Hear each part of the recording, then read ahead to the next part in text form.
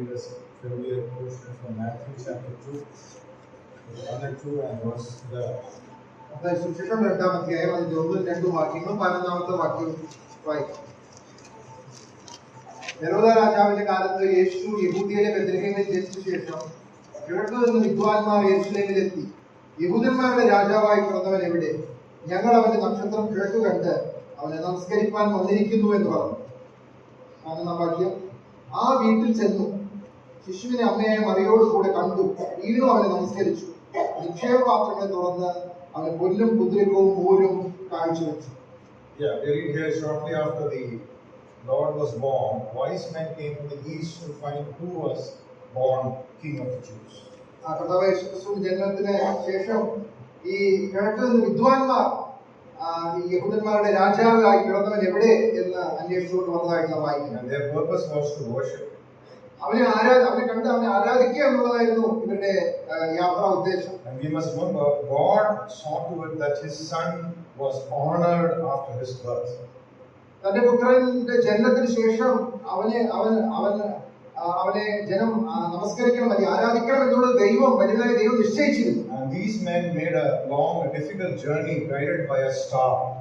ഈ വിദ്വാൻമാർ അവർ ആ നക്ഷത്രം കണ്ടുകൊണ്ട് വളരെ ദീർഘദൂരം യാത്ര ചെയ്തു വന്നു. And none of the obstacles did stop them from proceeding in their journey.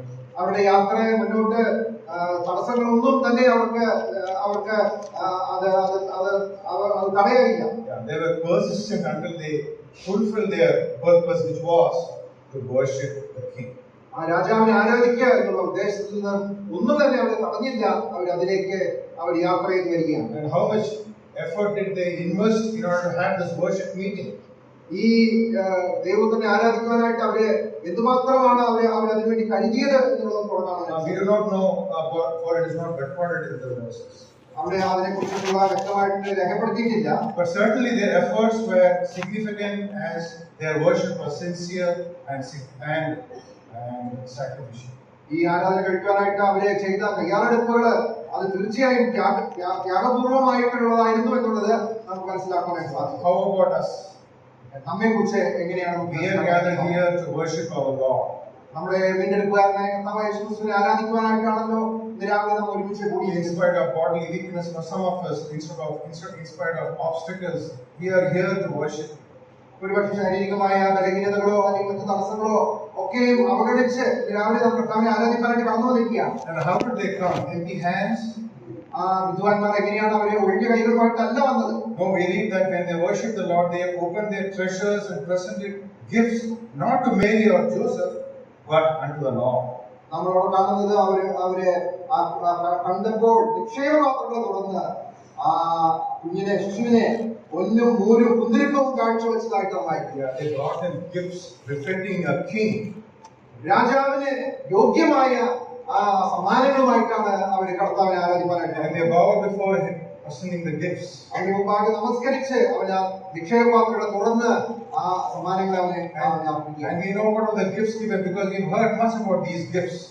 ഈ അവർ അർപ്പിച്ച കാര്യങ്ങളെ കുറിച്ച് അനേക കാര്യങ്ങൾ നാം കേട്ടിട്ടുണ്ട്. It's good to remember that these gifts were full of meaning and speak to us what true worship looks like. ഈ അർപ്പിച്ച കാര്യങ്ങളൊക്കെയും അത് തന്നെയും ആരാധനയോടുള്ള ബന്ധത്തിൽ വലിയ അർത്ഥങ്ങൾ നമ്മെ ഓർമ്മിക്കുന്ന കാര്യങ്ങളാണ്. One is gold, a very precious metal often used as a symbol of divinity. ഒന്നാമത് പൊന്നാണ്, അത് ദൈവത്വത്തെ കാണിക്കുന്ന ഒരു വലിയ കാര്യമാണ്. And many things we know in the tabernacle were made or overlaid with gold. നമുക്കറിയാം സമാഗമന കൂടാരത്തിലെ പല കാര്യങ്ങളും അത് പൊന്നുകൊണ്ടാണ് അല്ലെങ്കിൽ പൊന്നുകൊണ്ട് പൊതിഞ്ഞിട്ടുള്ളതാണ്. It was also used in the construction of the temple. മാത്രമല്ല ദൈവാലയത്തിന്റെ പണിയിലും പൊന്നു ഉപയോഗിച്ചതായിട്ട് നമുക്ക് കാണാം. So it's a sign of royalty and nobility. അത് രാജ്യത്വത്തിന്റെ അല്ലെങ്കിൽ ആ ഉന്നതമായ പദവിയുടെ ഒക്കെ അടയാളമായിട്ടാണ് പൊന്നു. It was symbolic of our Lord's kingship, divinity and glory of God manifested in flesh. നമ്മുടെ കർത്താവായ യേശുക്രിസ്തുവിന്റെ ദൈവത്വത്തെയും അവൻ രാജാവാണ് എന്നുള്ള കാര്യവും അത് വിളിച്ചോതുന്നു. Secondly, frankincense, a costly fragrance obtained from the bark of a tree. രണ്ടാമത് കുന്തിരിക്കമാണ്. അത് ഒരു മരത്തിന്റെ തൊലിയിൽ നിന്ന് ലഭിക്കുന്ന വിലയേറിയ ഒരു സുഗന്ധവർഗ്ഗമാണ്. And it was used in worship and royal procession. അത് ആരാധനയിലും എഴുന്നള്ളത്തിലും ഒക്കെ ഉപയോഗിക്കുന്നതാണ്. A symbol of holiness and righteousness seen in the perfect life of our Lord Jesus Christ. യേശുക്രിസ്തുവിന്റെ ജീവിതത്തിൽ നമുക്ക് കാണാനായിട്ട് കഴിയുന്ന ആ പരിശുദ്ധിയുടെ ഒരു ചിത്രമായിട്ട് കുന്തിരിക്കം നമ്മെ കാണിക്കുന്നു. He was offered as a fragrance unto God. ദൈവത്തിന് സൗരഭ്യവാസനയായിട്ട് തന്നെത്താൻ അർപ്പിച്ച ആ കർത്താവായ യേശു. Thirdly, myrrh, a spice often mixed with wine and used as anesthetic. മൂന്നാമത് അവർ കാഴ്ചവെച്ചത് മൂരാണ്. അത് വീഞ്ഞിനോട് ചേർത്ത് ഒരു ഒരു വേദന സംഹാരിയായിട്ട് കൊടുക്കുന്ന It കാര്യമാണ്. was used in the preparation of a body for burial. അടക്കത്തിനായിട്ട് ശരീരം തയ്യാർ ചെയ്യുവാനായിട്ട് ഉപയോഗിക്കുന്ന ഒരു സുഗന്ധവർഗമാണ്. It symbolizes bitterness, suffering, and affliction of a Lord. നമ്മുടെ കർത്താവ് യേശു ക്രിസ്തു കടന്നുപോയ കഷ്ടാനുഭവങ്ങള്, അവന്റെ വേദനകള്, അതൊക്കെയും കാണിക്കുന്നതാണ് മൂര് നമ്മെ കാണിച്ചു. So, beloved, as we worship our Lord, what do we bring this morning?